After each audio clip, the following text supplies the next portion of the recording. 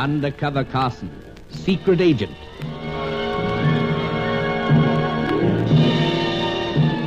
Operation Deathray, an assignment in Rio.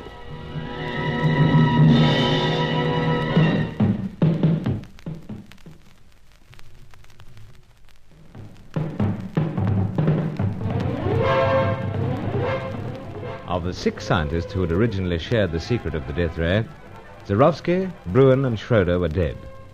Dr. Diaz raved in the steaming backwoods. Charcot remained elusive and all-powerful, waiting darkly for the final round.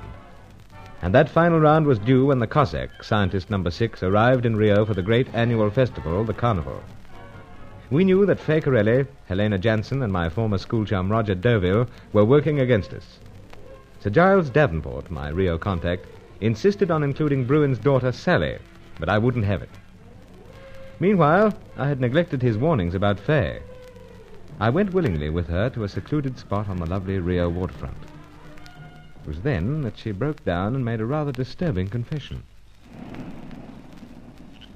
Monsieur Bruce, you do not seem to believe that I have done this terrible thing.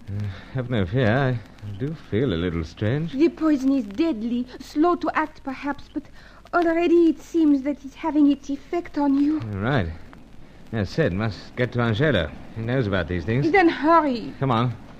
You will never forgive me for this, Monsieur Bruce. I won't have opportunity if this poison takes effect. Oh, dear. But why do it? I do not know, Monsieur Bruce. Not know. Like Charcot business, Fay. Oh. Then I tell you. It'll be interesting. I am ordered. And who gave orders? Or don't you know that either? By someone. Boss? Oui, boss.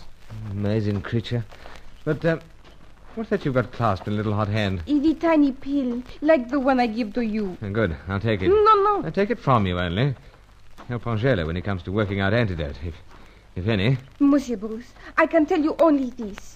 When it has the effect, it make it seem you die from nothing at all. Natural death, eh? Oui, that is it. Well, let's hope that is the death I die, but many years hence. Oh, anyway, here's the car. I'll drive till such times as I feel too strange. Then, if your sentiment's still the same, you take over. Must get to Sir Giles' apartment and no delay.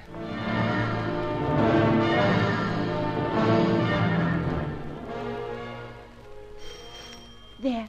I ring the bell for you, Monsieur Bruce. You're sure you won't stay? I cannot. I go, and may no harm come to you.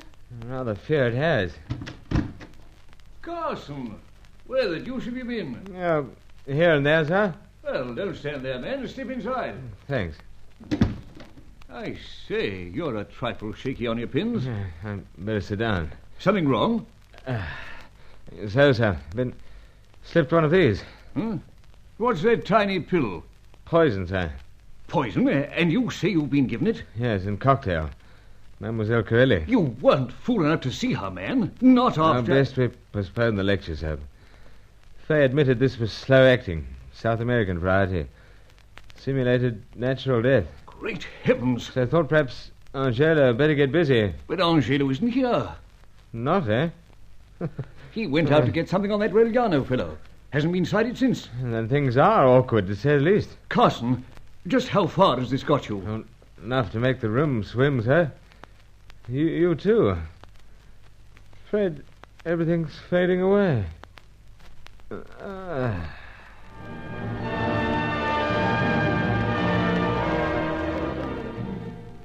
This was another of the several times in the long and bewildering hunt that I knew very little of what was going on.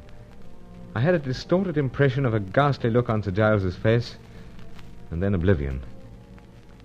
When I woke, it was like coming up from a deep-sea dive, cold and dark. Then a glimmer of light, more and more, till there was the raging sunlight. A couple of shadows moved close behind me, but I found that I was practically powerless. The effort of keeping my eyelids up was almost too much. As I tell you, Excellency, he will make the recovery. But how close it's been. Carson, old fellow. How did I get here, sir? You've been there for a whole day and a half, ever since you collapsed. Oh, of course, the poison. A little-known poison, Senor Carson. but known to those who count among the ancestors the natives of this land. So you did arrive, Angela. Si, senor, in time to prevent His Excellency turning in his despair to other sources. I thought you were for it, Carson. Remarkably hard to kill off, Sir Giles. Old Carson custom. I'm starting to believe that, but Joves I am. But, my deepest gratitude, Angela. Oh, it was a great pleasure, senor. Allow me to assure you of that. It was indeed. But, I dare say, Sir Giles, you're somewhat annoyed. Annoyed? I should think so. To what will this young woman stoop next? I mean about me stepping out with her. Oh, that. Mistake on my part, sir. Well, we all make mistakes. And whilst it was nearly your neck, old fellow, it was a most ill-considered thing to do. Especially in view of all that's at stake. The lives of the many people who believe that a Deathray is just a scientist's pipe dream. But let's not go into things just now. I'd prefer to, sir. No, Carson. Angelo says it'll take a day or two for you to be up and about. Oh, nonsense. I'm... Yes.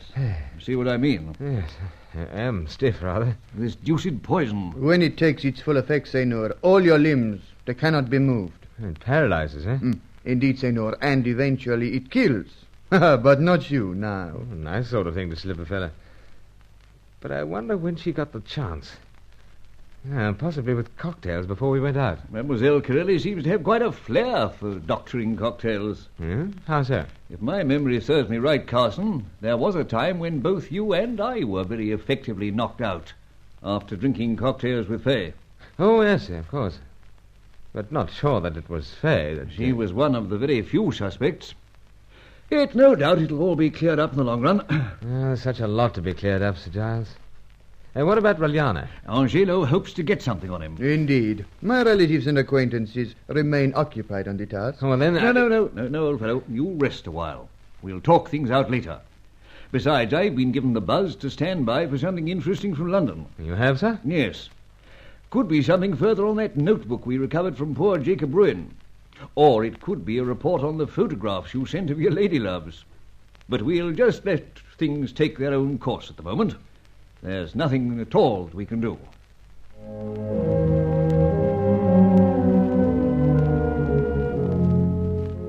I protested again, but the effort was too much, and I was only too happy to lie back there in the Davenport apartment.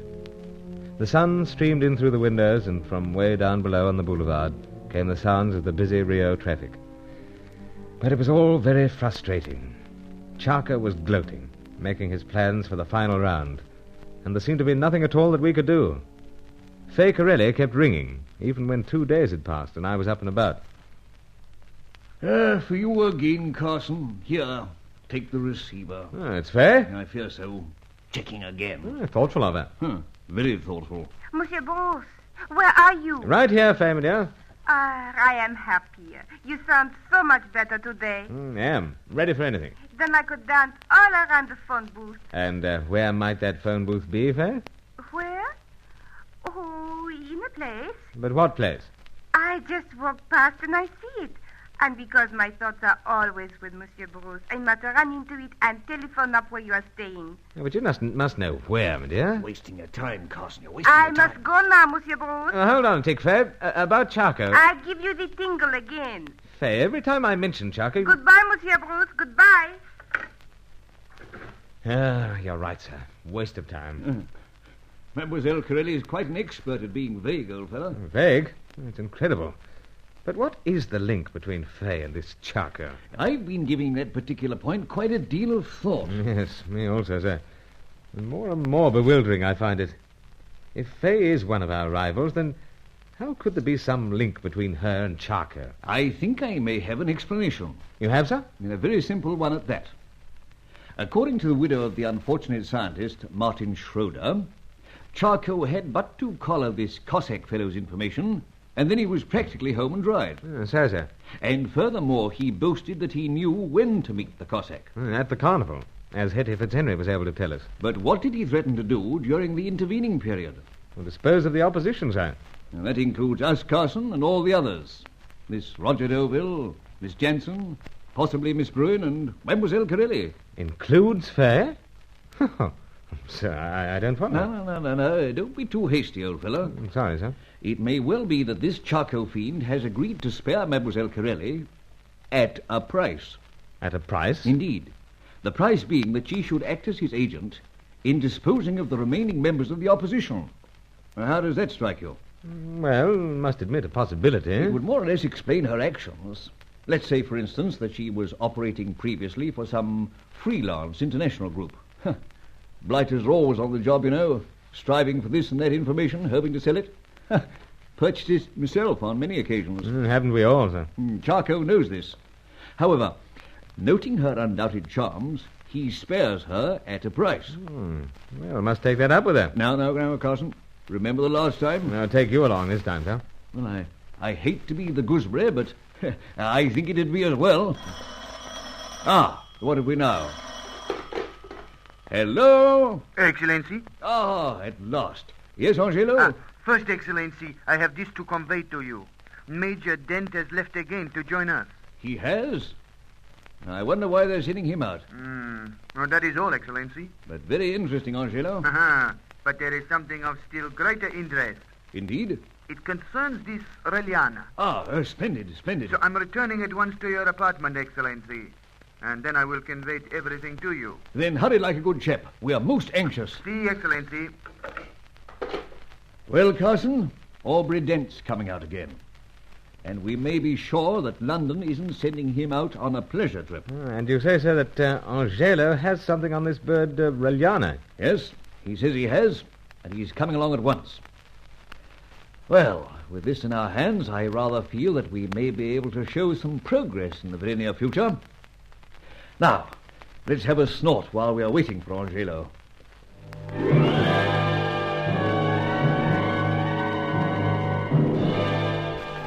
As Sir Giles said, there must be a very good reason for Major Aubrey Dent's arrival.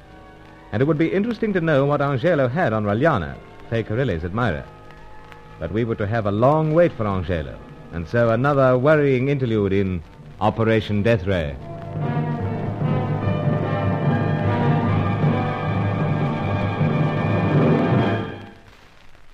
Join Lost in Brazil tomorrow for the next episode of Undercover Carson. Also visit our channel rumble.com/c/Lost in Brazil for more episodes like this, and visit rumble.com/c/GAR for more radio programs like this.